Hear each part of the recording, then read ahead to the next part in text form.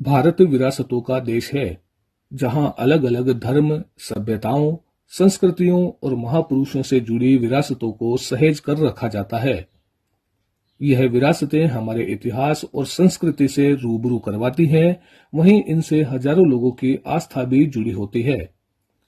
इस्लाम धर्म के पैगंबर हजरत मोहम्मद सल्लल्लाहु अलैहि वसल्लम से जुड़ी ऐसी ही एक विरासत नागौर जिले के ग्राम रोल में अदब और सम्मान के साथ रखी हुई है। यह विरासत है जुब्बा शरीफ, यानी वह चोला जिसे हजरत मोहम्मद साहब पहनते थे। ऐसे में यह जुब्बा दुनिया भर के मुसलमानों के लिए आस्था का प्रतीक है।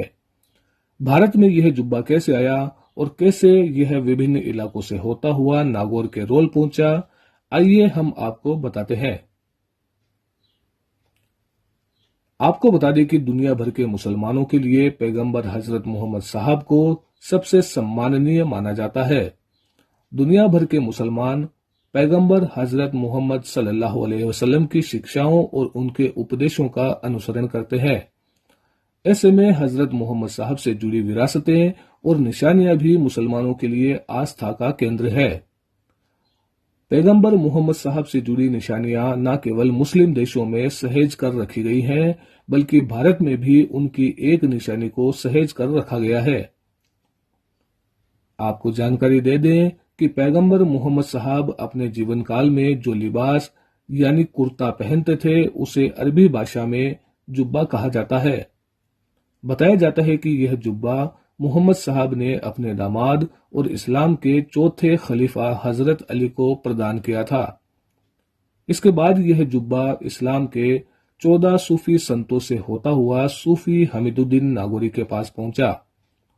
हमीदुद्दीन नागौरी सूफी संत ख्वाजा हजरत मोइनुद्दीन चिश्ती अजमेरी के साथ जब भारत आए थे, तो वे उसे अपने साथ लेकर आए थे।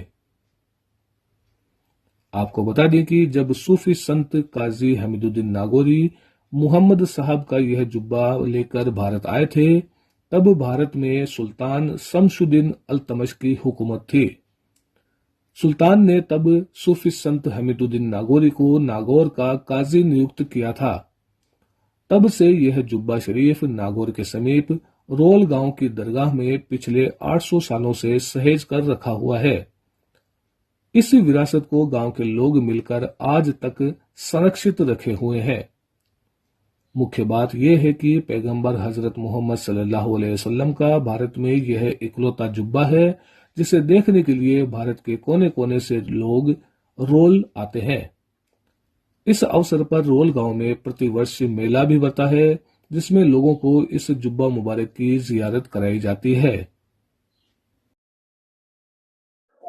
जी, रोल शरीफ में जुब्बा मुबारक प्यारे नबी सल्लल्लाहु अलैहि वसल्लम, प्रॉफिट मोहम्मद सल्लल्लाहु अलैहि वसल्लम का ये जुब्बा मुबारक हज़रत काजी हमीदुद्दीन नागौरी रहमतुल्लाह अलैह, जिनका मज़ार मेहरौल शरीफ दिल्ली के अंदर है, वो यहाँ हिंदुस्तान में जिस वक्त ख्वाजा गरीब नवाज़ हिंदुस्तान में तशरीफ़ नहीं लाए थे, एक मरतबा काजी साहब यहाँ हिंदुस्तान में तशरीफ़ लाए, फिर दोबारा वापस चले गए।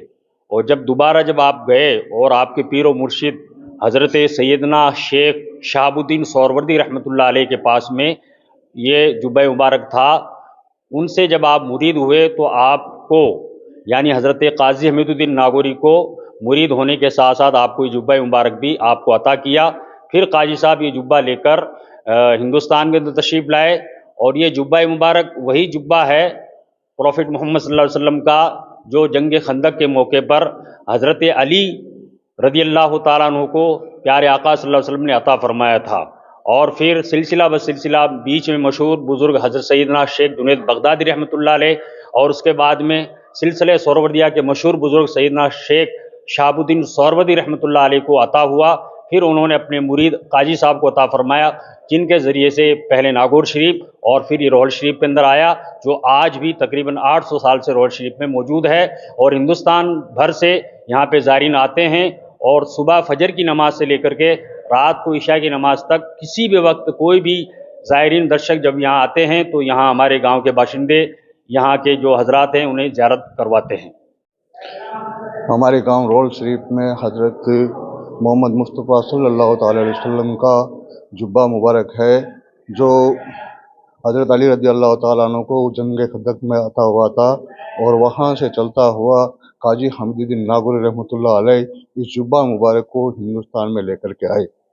बाद में बादशाह अकबर के ज़माने में हमारे यहाँ पर काजी साहब के वंशज अलाउद्दीन और बुरहानुद्दीन के बीच में इस जुब्बा मुबारक को और यहाँ की जागीर के बारे में फैसला हुआ और ये जुब्बा मुबारक हज़रत बुरहानुद्दीन काजी बुरहानुद्दीन सिद्दीकी के हिस्से में आया।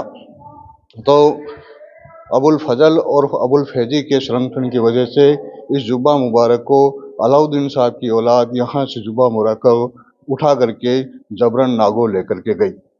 तो इसका फैसला करने के लिए हमारे रोल गांव के 5 काजी हजरात पहले काजी हमीदुद्दीन नागौरी रहमतुल्लाह अलैह के मज़ार महरुल शरीफ में गए।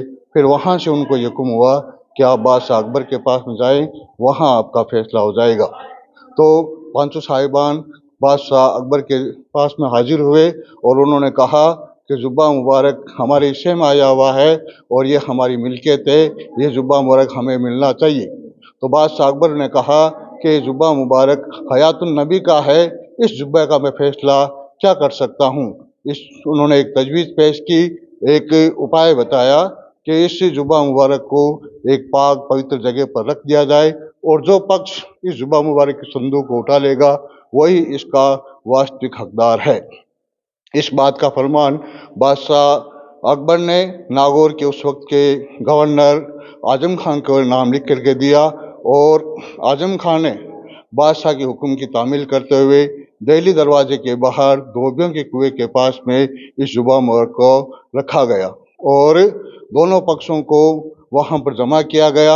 जैसा कि ऐसा अंदेशा था, पहले नागौर वालों को हुक्म दिया गया कि वो जुब्बा मुबारक उठाए, लेकिन पहले 1, 2, 4, 4, 5 आदमियों ने इस जुब्बा मुबारक की संदूक को उठाने की कोशिश की, फिर भी वो जुब्बा मुबारक संदूक को नहीं उठा सके। आखिर वहाँ जितनी भी आवाम खड़ी थी उसने कहा कि आप ऐसा क्यों कर रहे हैं, दूसरे पक्ष को भी मौका देना चाहिए। तो वहाँ पर सिर्फ रोल से एक शख्स जिनका नाम गौस मोहम्मद था वो हाजिर थे और उनसे कहा कि यहाँ पर कोई रोल का है, तो उन्होंने कहा मैं हाजिर हूँ।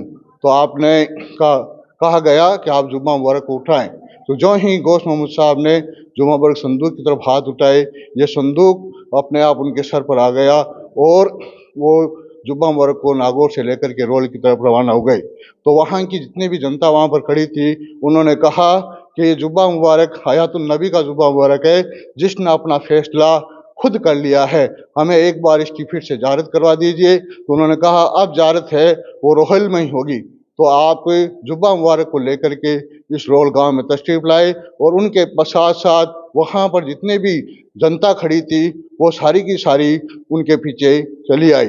उसी दिन से यहाँ पर प्रति वर्ष कार्तिक बद्दी एकम और बीज को वार्षिक मेला बढ़ता है और इस 3 दिवसीय मेले के अंदर देश दुनिया के बहुत सारे लोग हाजिर होते हैं। लाखों की संख्या के अंदर यहाँ पर पब्लिक जमा होती है और इस प्रकार जुब्बा मुबारक की ज़ियारत करवाई जाती है।